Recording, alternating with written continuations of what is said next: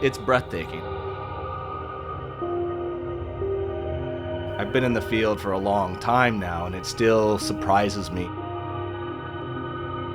The beauty of the reefs just blow you away, which is part of the reason why we need to protect them. Corals are hugely important to tropical environments. They bring billions of dollars of tourism, and in the Caribbean, there's many ways in which corals are being threatened.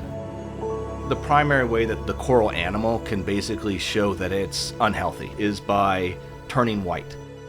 The first one that I work on a lot was called white band disease, and that's a type of disease epidemic that affects the two most common shallow water corals called staghorn and elkhorn coral, and they basically got wiped out Caribbean-wide, and they just haven't recovered, so they're on the endangered species list now.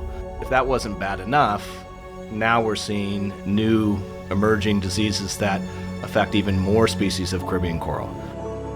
White plague, sometimes called the mouthful, stony coral tissue loss disease. It's giving you all the hallmarks of an outbreak. We've got a whole new list of corals being impacted. They're almost extinct in these reefs, and we don't really have the farming tools to basically raise them in nurseries. Up to 15% of the staghorn corals that are in the field now are highly resistant to the disease. And that piece of optimism says we can help recover them. A lot of these issues addressing coral reefs are big issues that aren't going to be solved by one or two people, like climate change. But while we're not directly responsible for them, we can help affect real change on reefs by donating money towards things like farming disease-resistant supercorals so that these types of outbreaks don't happen again. And if we fail to act, we may lose the majority of our coral species on Caribbean coral reefs due to this single outbreak of disease.